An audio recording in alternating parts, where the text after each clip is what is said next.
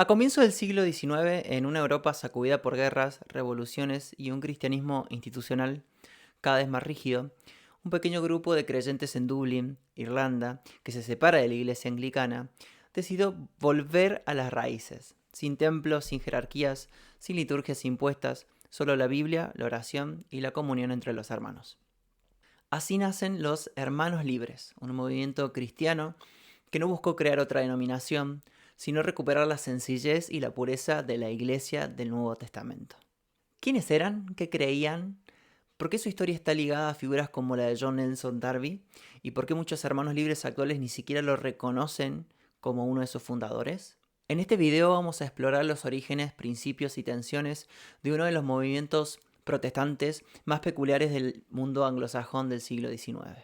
Prepárate para un viaje que mezcla fe, historia y convicción, porque entender a los hermanos libres es asomarse al corazón de una reforma silenciosa pero profunda. Mi nombre es Emanuel Salas y hoy vas a aprender todo acerca de la denominación olvidada, los hermanos libres.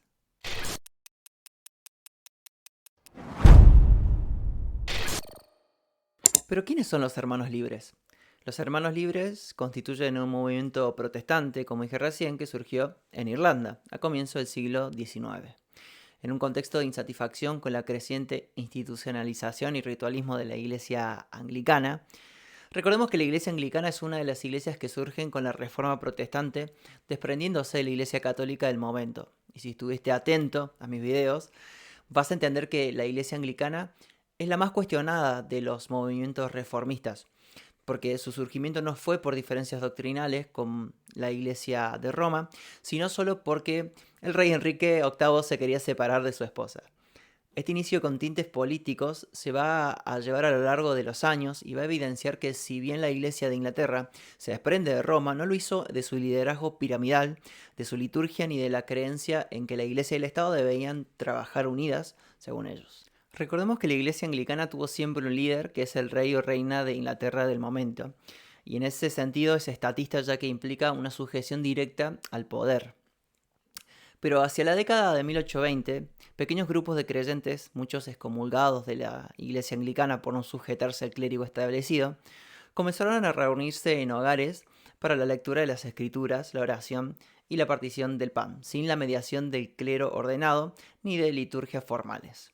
Esto fue visto como una traición por parte de la iglesia tradicional del momento, mientras que este grupo de hermanos apelaba a que su anhelo era retornar a la sencillez del cristianismo apostólico, tal como se describe en el libro de los Hechos, promoviendo dos principios clave.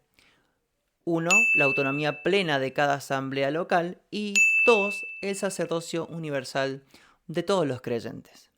Esto implicaba una eclesiología radicalmente descentralizada y participativa, en la que cada miembro podía contribuir según sus dones, sin jerarquías eclesiásticas formales. Además, hacían énfasis en la no denominación formal, es decir, no identificarse con un nombre institucional rígido. Fue una de las características distintivas que buscaba evitar la fragmentación confesional típica del protestantismo.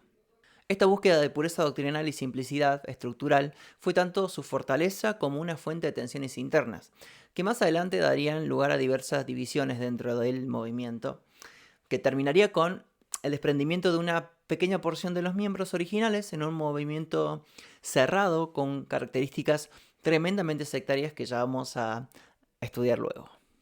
El movimiento, aunque inicialmente modesto, pronto se expandió por toda Irlanda, Inglaterra y Escocia, dando lugar a una de las expresiones más notables del protestantismo restauracionista del siglo XIX. Primero que nada, un poco de contexto histórico. Europa venía saliendo de las guerras napoleónicas.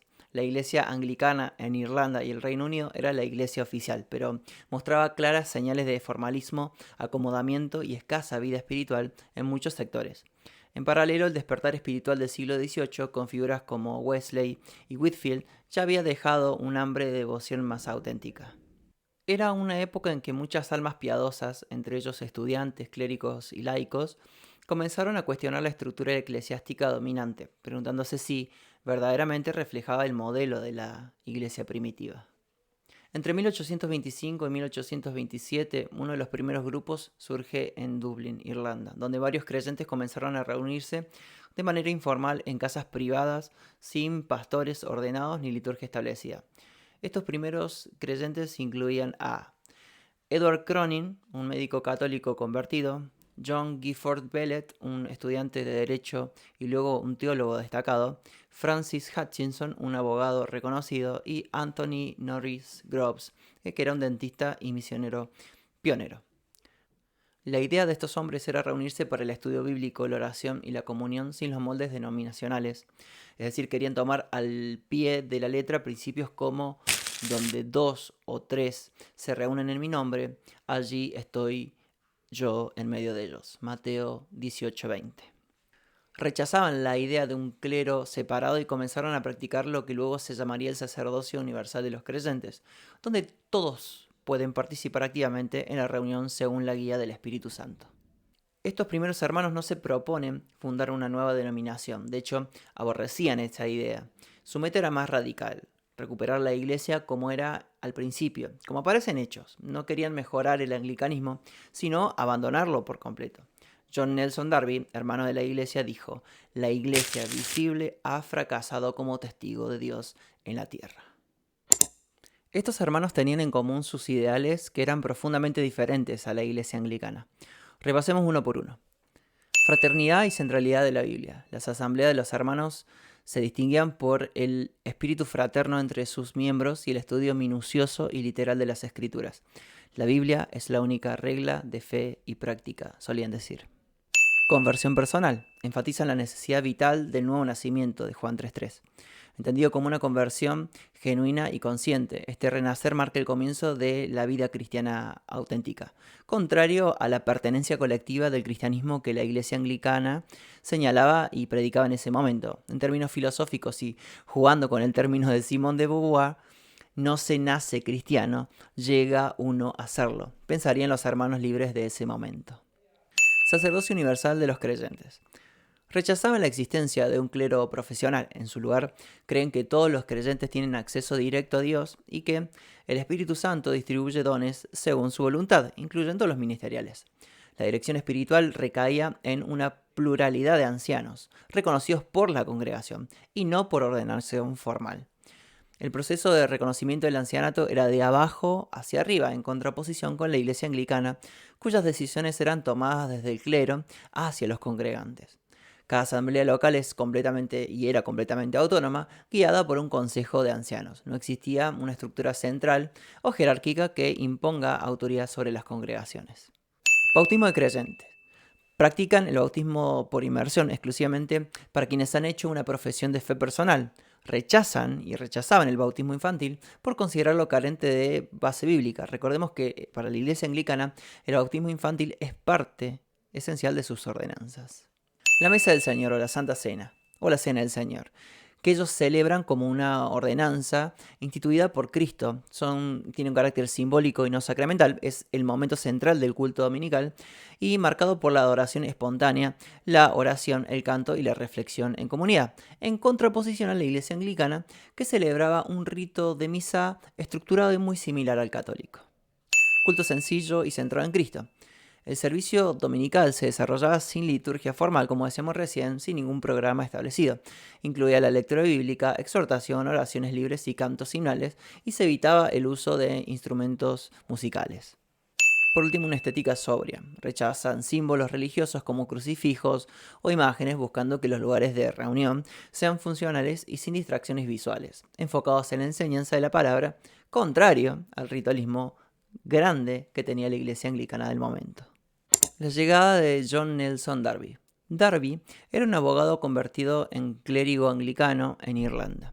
En 1827 sufrió una caída que lo dejó inmovilizado por un tiempo, lo cual usó para estudiar profundamente las escrituras. En ese proceso llegó a la convicción de que la estructura eclesial existente no era bíblica. Al integrarse al grupo de Dublín, Darby se convirtió en uno de los líderes más influyentes, aunque siempre rehusó títulos como pastor o reverendo.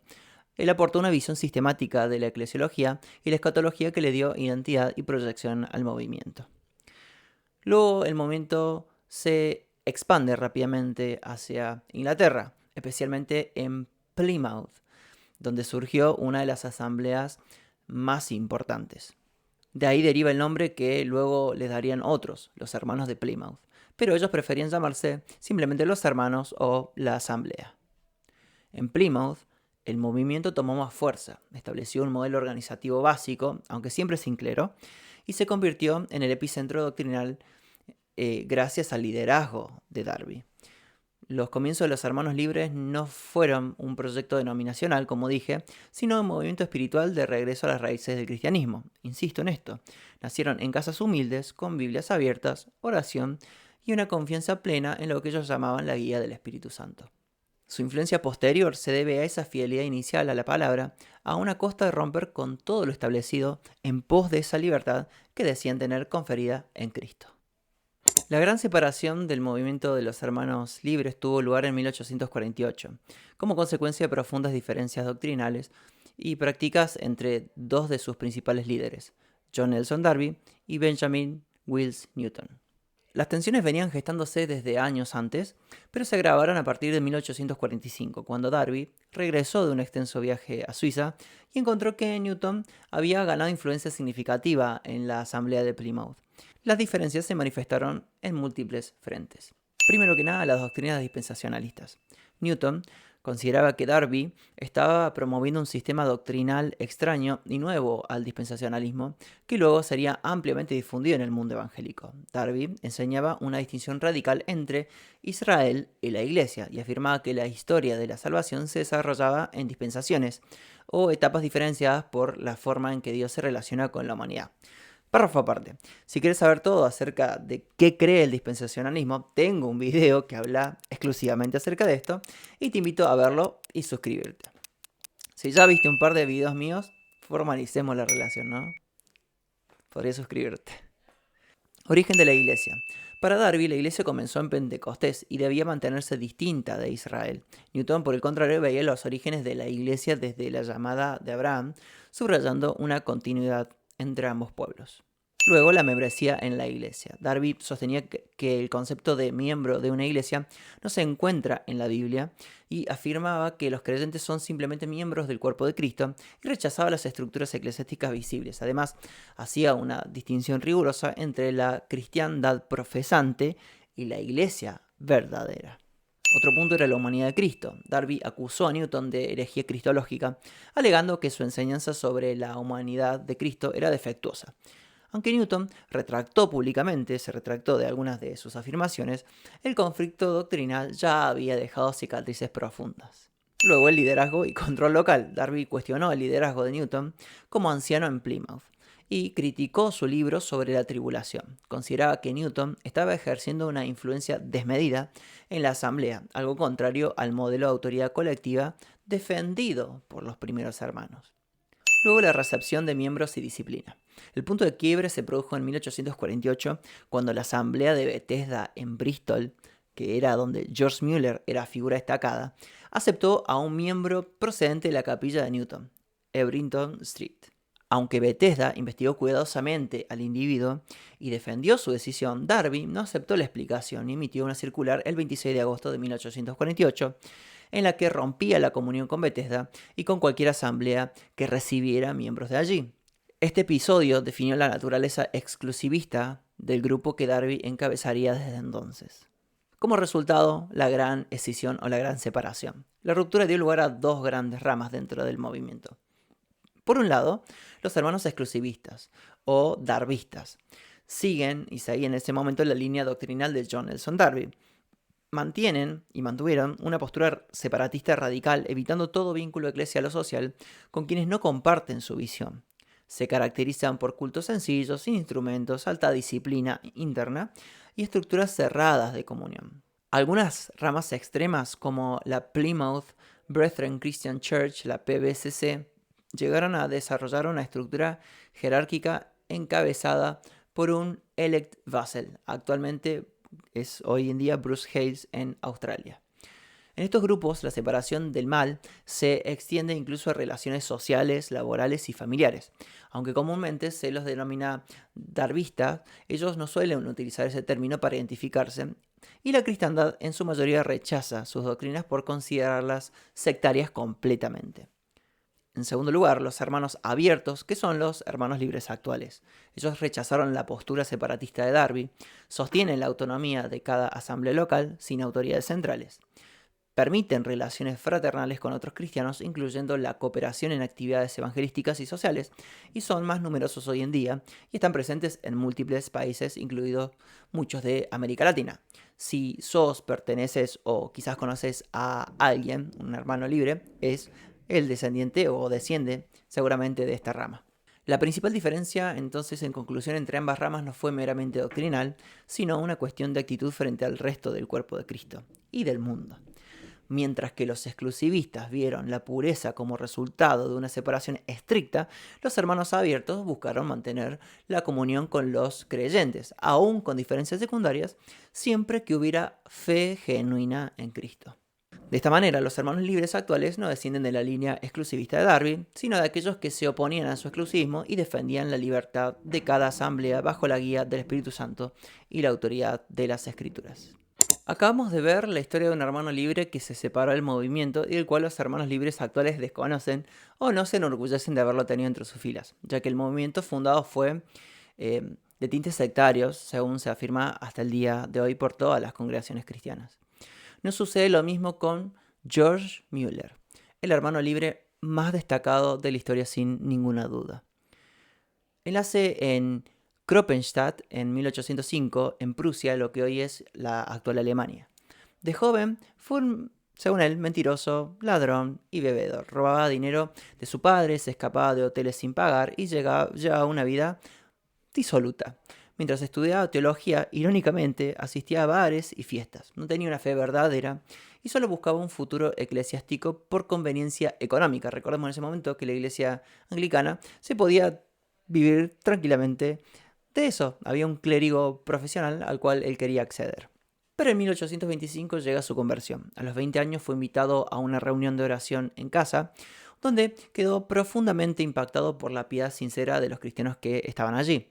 Aquel día dijo: vi algo que nunca había visto, personas pobres que realmente creían en Dios. Dejó atrás su antigua vida y comenzó a vivir por fe, sin confiar en el dinero o apoyo humano, según él comentaba.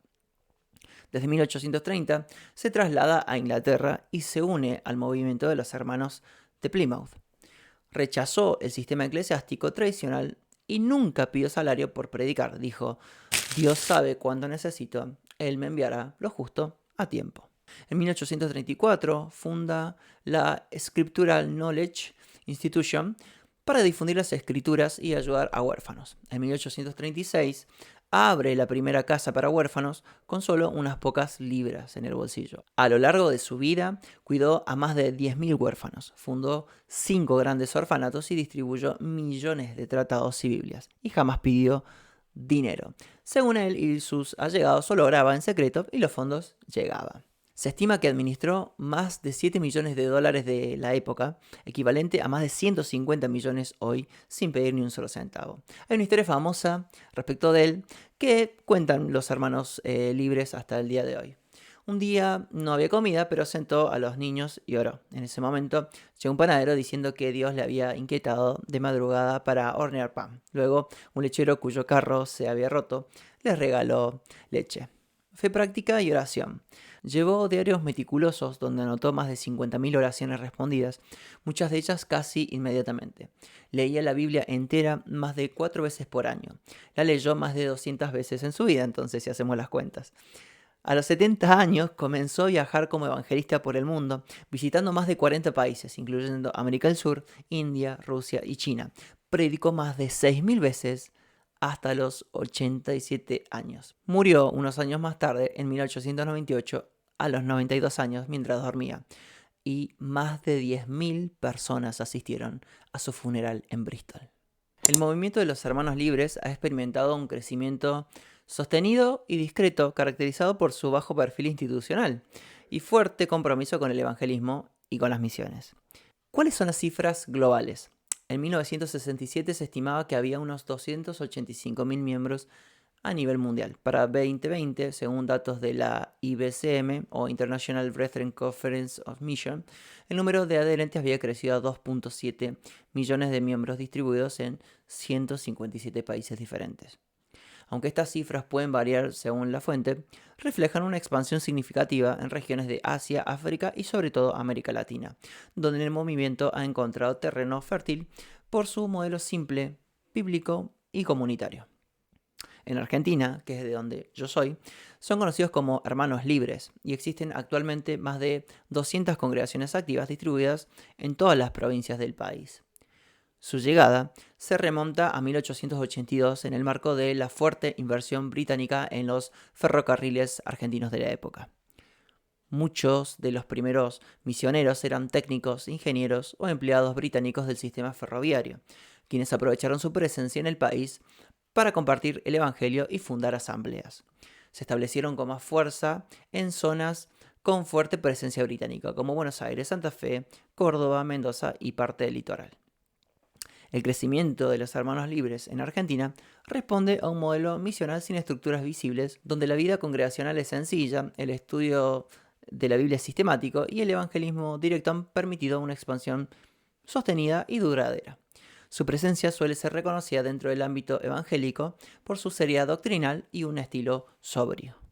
A lo largo de esta historia hemos visto cómo un grupo de creyentes buscó volver a las raíces del cristianismo, apartándose de estructuras jerárquicas para dar lugar a la centralidad de Cristo, la autoridad de la Escritura y la guía, según ellos, del Espíritu Santo. Los Hermanos Libres no solo son una expresión más dentro del protestantismo, sino un llamado vivo a la sencillez, a la comunión genuina y a la fidelidad doctrinal. Doctrinal y no personal digo porque en el momento en el que les tocó elegir la guía de una persona, eligieron la doctrina, separándose del movimiento individual que éste proponía.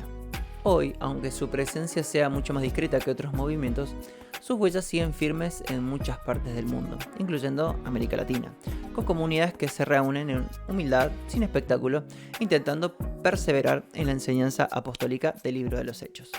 Y como ya sabes, mi nombre es Emanuel Salas. Si te gustó este contenido, suscríbete, deja tu me gusta y compartilo con aquellos a quienes aman la historia de la iglesia. Si sos parte de esta denominación o fuiste parte, déjamelo saber acá abajo en los comentarios. Muchas gracias.